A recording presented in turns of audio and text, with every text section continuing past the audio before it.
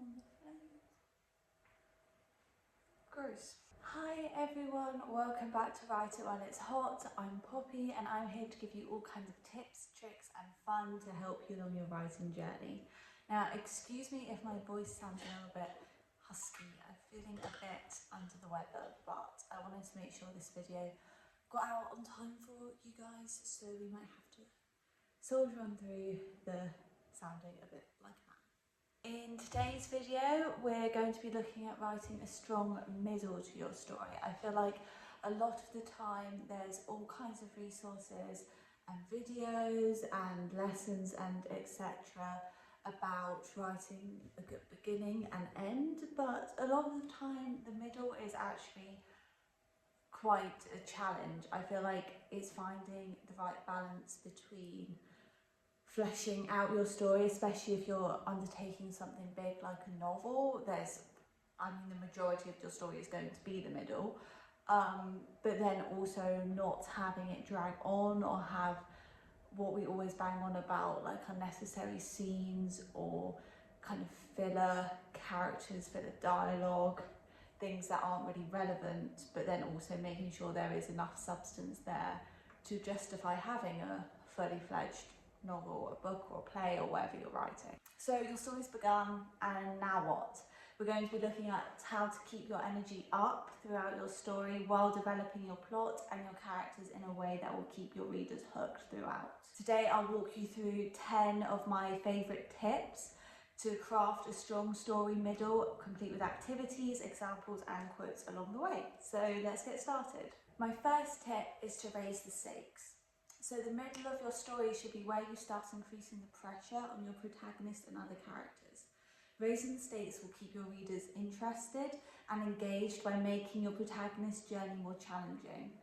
Stakes can be physical, so kind of danger, immediate conflict, or emotional, kind of relationship turmoil or kind of internal self-worth, or even moral, so having to make a difficult decision that will definitely not please everybody. So a great example of this is the Hunger Games, where Katniss initially is simply just trying to survive the games and then evolves and grows into challenging and overthrowing the entire capital system. Each round brings new escalating dangers which raise the stakes every time, and Katniss soon realises it's the capital I hate for doing this to all of us. If you're struggling with this, I recommend brainstorming at least 3 scenarios that you think would work with your story to push your protagonist to their absolute limits. Ask yourself what could happen to make their goal seem even more out of reach. Then you can choose one of the scenarios that could serve as a major turning point in your narrative and incorporate it into the middle of your story. My next tip is to add complications and subplots. So subplots add layers to your narrative and also allow side characters to grow alongside your protagonist. A well-crafted subplot introduces new dynamics and also adds tension, insight or contrast to the main plot of the story. It should, however, tie into the main storyline or theme in some way, so it shouldn't just come completely out of the blue and not really impact your protagonist at all. For example, in The Great Gatsby, the romantic and social tensions between Tom, Daisy and Gatsby add to the depth of their initial story. So Tom's jealousy heightens the drama when he accuses Gatsby. I suppose the latest thing is to sit back and let Mr. Nobody from nowhere make love to your wife. This subplot ties in really well to the main plot of the story and enriches the main storyline with additional complexity. So a good activity for this is to create a subplot centred on a side character or an unexpected conflict that your protagonist has to face. Outline how this subplot intersects with the main story and how it influences your protagonist's journey.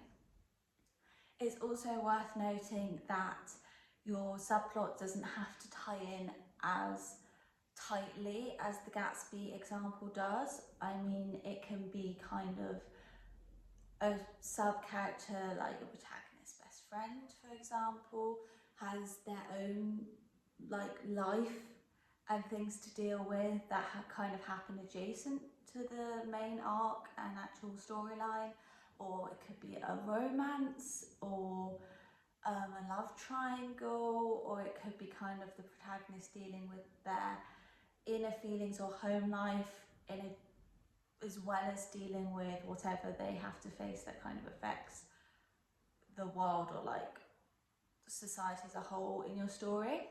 My next tip is to develop your character arcs. The middle of your story is where your character development really should become evident. The protagonist doesn't need to complete their arc just yet, obviously save that for the ending, but they should begin to change as a result of the challenges they're facing. This gradual evolution will add depth and keep your readers invested in their emotional and physical journey. For example, we'll go back to the Hunger Games. Katniss transitions from thinking only about her own survival to feeling a deeper anger at the Capitol. I keep wishing I could think of a way to show the Capitol they don't owe me. The growing determination and rebellion against her injustice is a clear shift from her initial simpler goal, which was simply, first of all, to protect her sister, and then second of all, to survive the games. Next we have create moments of reflection.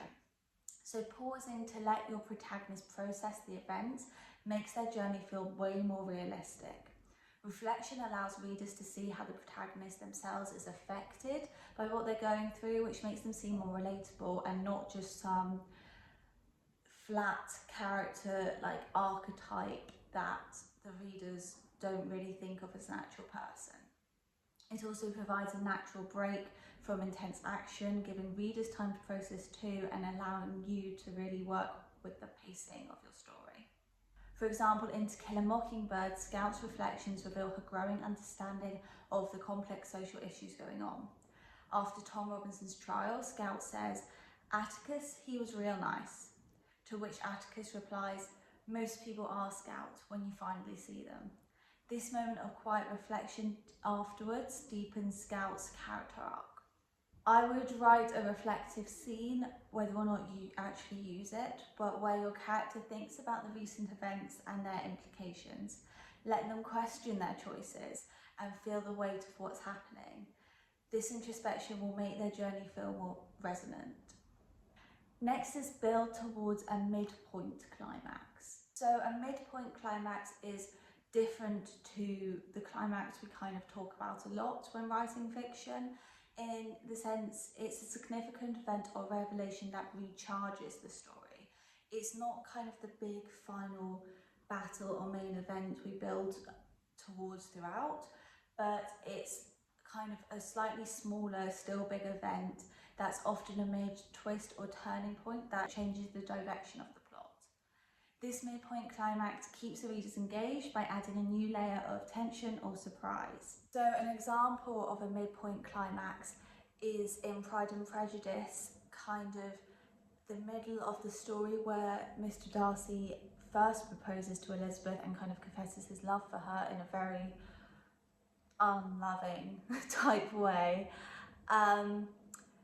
He does it in such an awkward, prideful manner, which still evokes the feelings of initial judgment and hatred the two feel towards each other in the first half of the novel. It also brings forward the momentum that will lead us towards the final climax of the second proposal of Darcy and finally Elizabeth, or even before that, Elizabeth realising she loves him and then accepting his proposal. First initial shocking, abrupt proposal shatters Elizabeth's expectations, and far from being flattered, she's outraged and confronts Mr. Darcy about his role in Jane's heartbreak and the stories she believes about him from Mr. Wickham, leading to other revelations. This not only escalates the stakes, as Elizabeth now finds herself not only dealing with Mr. Darcy's potential romantic interest, but also with the deep insult and offence he's caused her. The stakes shift from social rivalry or maybe a misperception to an intense personal affront affecting Elizabeth's reputation, pride and self-worth. But it also symbolises a shift in goals. So following the proposal, Elizabeth's goal shifts from simply interacting with Darcy as a distasteful acquaintance to trying to understand his complex character and the truth behind some of his actions. Darcy's words prompt her to reflect on her own biases and assumptions, leading to her significant character growth which, as I just mentioned, leads towards the actual climax of the novel. Think of a major twist that could happen in the middle of your story.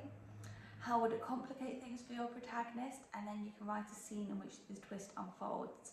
It's important though to consider fully the consequences this has on the plot and all aspects of the plot, not necessarily just the twist, like the characters this twist happens to. In order for it to be a key moment or a fully successful midpoint climax, it's important for it to impact the plot directly. This isn't kind of a subplot midpoint climax.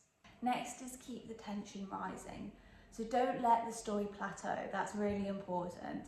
Each scene in the middle should add some form of tension, whether it's through conflict, doubt, or foreshadowing.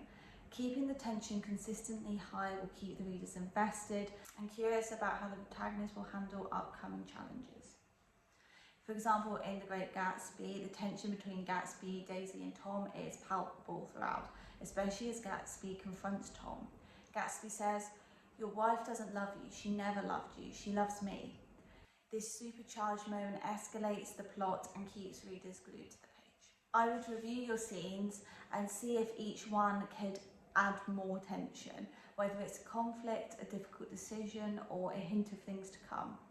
Rewrite any scenes that feel flat, adding obstacles or challenges to keep readers engaged. The next tip is to let protagonists take action.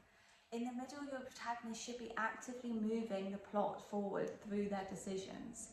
Readers want to see the protagonist take control, not just reacting passively to these events. Protagonists who make bold choices, even if they lead to mistakes, are more dynamic and engaging. In Lord of the Rings, for example, Frodo decides to continue his journey alone, taking the burden of the ring upon himself. He tells Sam, "I'm going to Mordor alone," a pivotal moment that demonstrates his resolve and bravery.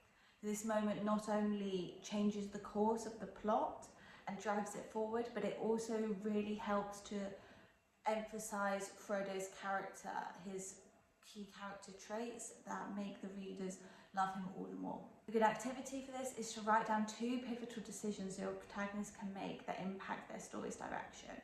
Draft these scenes, focusing on the consequences of their choices and how it affects their narrative, and then choose your favourite. Maybe you could ask some beta readers as well to read through and see which one they find more dynamic for them. That's always something I find helpful if I'm struggling with knowing the direction of my plot.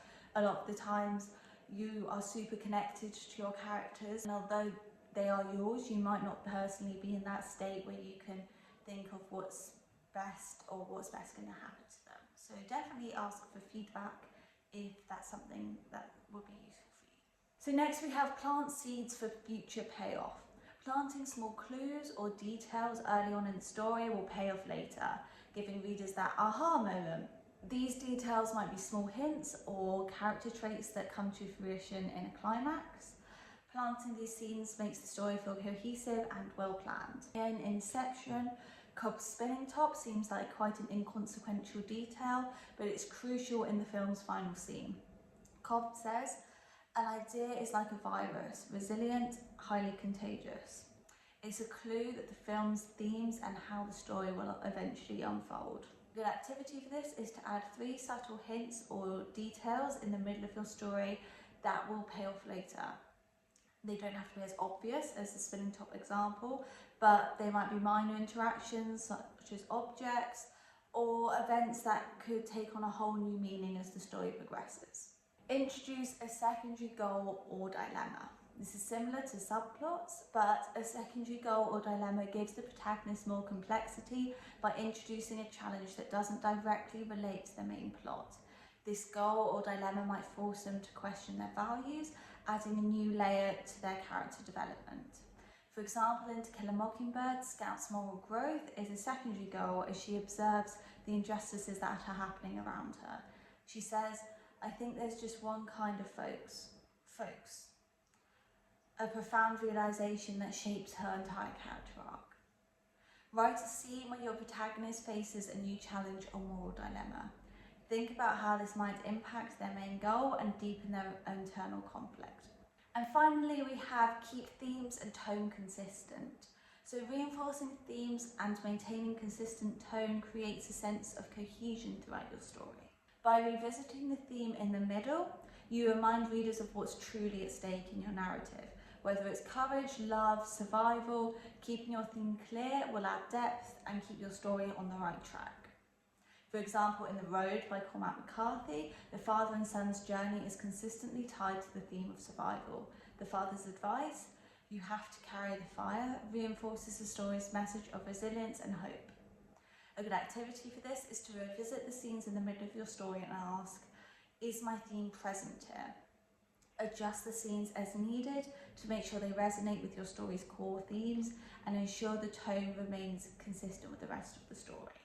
This is a really good activity to kind of do after you have your first draft and you're going back through and editing. It's just a good question to keep in the back of your mind. So that's all we have for today. Remember, a strong middle shouldn't just be filler. It's where your story truly unfolds, and as I said in the beginning, it kind of is your story, is definitely the main part.